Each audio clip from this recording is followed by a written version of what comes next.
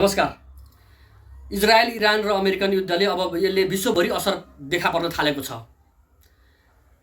हर समय चाहिँ अमेरिकाको सहयोगी भनेर चिनिने युरोपियन राष्ट्रहरूले यो युद्धमा सहभागी हुन इन्कार गरिदिए।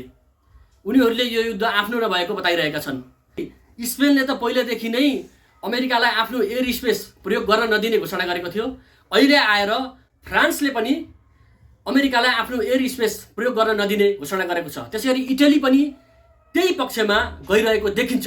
अब त्योभन्दा अगाडि बढेर अझै जर्मनले त आफ्नो देशमा भएका अमेरिकी सेनाहरूलाई देश छोडेर जानको लागि आग्रह गर्न थाले। त्यो माग त्यहाँ चर्को रूपमा उठिरहेको छ। अब जुन पश्चिमा ध्रुव थियो युरोपियन र अमेरिकनको, त्यसमा स्पष्ट फाटो देखिन सकिन्छ र अब विश्व चाहिँ तीनटा ध्रुवमा विभाजित भयो। एउटा अमेरिकन ध्रुव, एउटा रुस, चीन, इरान, उत्तर कोरिया ध्रुव र एउटा युरोपियन ध्रुव।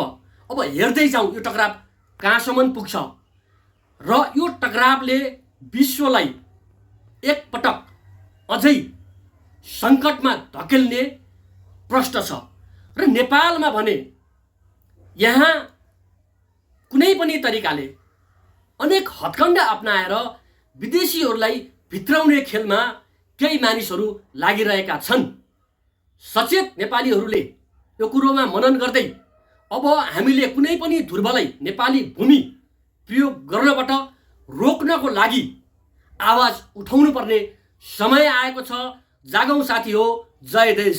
धन्यवाद।